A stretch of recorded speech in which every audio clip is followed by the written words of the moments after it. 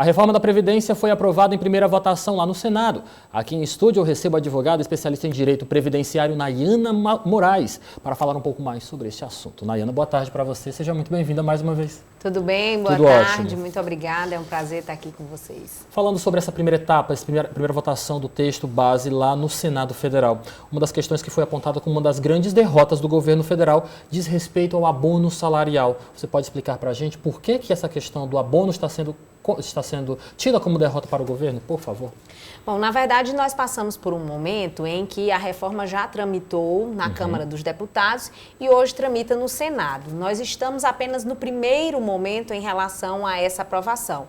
No primeiro turno, nós já vemos que o governo, efetivamente, em relação àquilo que se esperava de economia para 10 anos, que é uma projeção de economia, teve um déficit aí em relação àquilo que se esperava, porque com a supressão do tópico que se relaciona com o abono de permanência, essa economia deixa de existir. Por isso é uma perda, né, a partir desse momento em relação à visão governamental. Mas se você observar bem, é um ganho para o trabalhador, porque atualmente os trabalhadores recebem o abono quando recebem até 2 salários mínimos, é como se fosse um 14º salário. E efetivamente a proposta do governo levava em consideração uma redução de 2 salários mínimos para R$ 1.400. E essa ideia de R$ 1.400 poderia até parecer justa, mas ao trabalhador seria com certeza uma perda. Então, é preciso pensar nesse momento que aquilo que se acredita que é uma perda para o governo se coloca em virtude da questão da redução daquilo que se espera como economia da reforma da Previdência. Mas, de certo, é uma garantia de um direito dos trabalhadores. Olhando para o texto base, como está aprovado nessa primeira votação, que pontos você acredita que podem ser considerados como vitórias do governo e, no caso, derrotas para o trabalhador? Olha, especificamente, quando a gente fala em relação à reforma, nós estamos extinguindo a aposentadoria por tempo de contribuição que existe hoje em relação aos trabalhadores que são vinculados ao INSS, e nós, a partir de agora, passamos a ter trabalhadores, no caso dos homens, a se aposentar com 65 anos, as mulheres com 62, uma obrigação de 15 anos de carência de contribuição. Essa fixação de uma idade mínima é uma vitória, né, para o governo, na visão de que a extinção da aposentadoria por tempo de contribuição colocaria parâmetros mais claros em relação à fixação de um parâmetro único aos trabalhadores e também uma economia que é esperada pelo governo. Porque, afinal de contas, um dos pontos que ainda é mantido no texto da reforma indica que os benefícios vão sofrer formas de cálculos diferentes e que vão ser aí reduzidos, né, em torno de em relação aos 20% dos menores salários de contribuição, que vão deixar de fazer parte da média, né? Eram excluídos da média e agora vão passar a fazer parte de um cálculo reduzindo o valor dos benefícios. Isso é uma vitória para o governo, com certeza é um prejuízo para os trabalhadores. Olhando para o atual cenário do que nós temos da política nacional e também para o que está sendo discutido acerca da reforma da Previdência, o que na sua opinião, observando todas essas nuances envolvidas neste tema, o que pode ainda mudar para a segunda votação?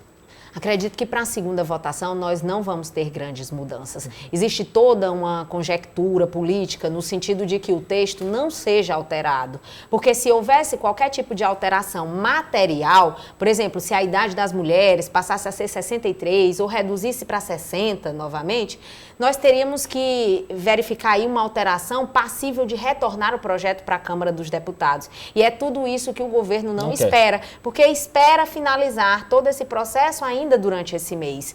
Então, na verdade, eu acredito que se a gente ainda vai vivenciar qualquer tipo de alteração em relação à votação do segundo turno, vai ser de supressão. E aí eu poderia pensar especialmente em relação às questões dos trabalhadores que estariam se aposentando por tempo de contribuição e que vivenciam condições de insalubridade, condições de exposição a agentes químicos nocivos, prejudiciais à saúde, que estão sendo prejudicados com a redução da forma de cálculo dos valores dos benefícios. Acredito que a depender da pressão, né, dos sindicatos, da população, da compreensão dessa realidade, há a possibilidade disso ser suprimido. São pontos específicos que também podem reduzir essa questão da perspectiva de economia do governo. Mas veja bem, como vivenciaremos uma questão, por exemplo, em relação a um trabalhador que labora exposto a agentes nocivos prejudiciais à saúde e vai estar lá com 65 anos, por exemplo, trabalhando como gari, carregando esse lixo. Como é que você imagina imagina que isso vai acontecer observando questões de idade para trabalhadores que precisam de uma atenção especial. Então, o texto, ele deixa muito a sentir por esses casos específicos, inclusive a gente acredita há uma possibilidade de, passando dessa forma mais adiante, haver um questionamento, inclusive, da constitucionalidade disso, matéria, porque a gente sabe que isso pode até violar direitos dos trabalhadores, que estão fixados em tratados internacionais, dos quais o Brasil é signatário. Então, nesse sentido, a gente acha que essas questões pontuais, mas que ainda são bem sensíveis, podem ser não alteradas no sentido da melhoria, mas suprimidas. E aí, especialmente, a gente já está aí no encaminhamento no sentido da PEC paralela, né? Porque o que foi suprimido ou o que está sendo suprimido dessa proposta, porque há muita discussão, já está sendo incluída no bojo da PEC paralela, que já está tramitando. A exemplo da aposentadoria, em relação aos benefícios dos servidores de estados e de municípios, que foi retirado do texto, mas já está tramitando aí, é uma novidade que a gente vai ter com certeza na PEC paralela. Nayana, com a aprovação do texto da reforma em segunda votação, quando que o trabalhador brasileiro pode sentir na prática os efeitos dela em sua vida?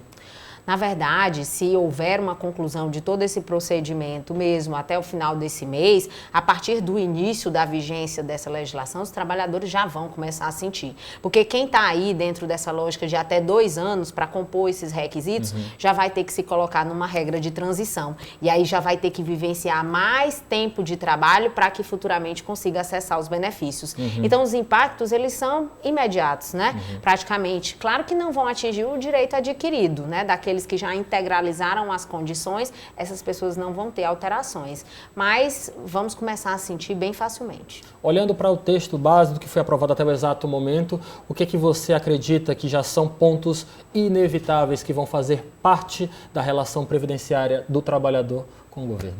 Olha, o que eu posso te assegurar é que já foi retirado totalmente condição de mexer na aposentadoria dos trabalhadores rurais e mexer nos benefícios assistenciais. Você vê que isso já tinha sido excluído na Câmara dos Deputados e nesse momento a gente não tem nenhum resgate, nenhuma tentativa de reinclusão disso. Então isso aí é certo, nós vamos permanecer como estamos. E o que vai vir de novidade é a redução em relação à média aritmética do cálculo desses salários de contribuição e também da ideia de que para integralizar 100% do salário de benefício, o trabalhador vai ter que laborar muito mais tempo, porque afinal de contas a média inicial para cálculo deixa de ser 100% e passa a ser 60% em relação ao salário de contribuição.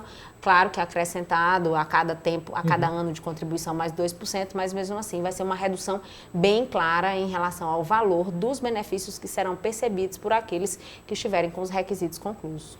Nayana, muito obrigado pela sua participação, sempre muito bom conversar com você. Boa tarde, volte sempre, tá bom? Muito obrigada.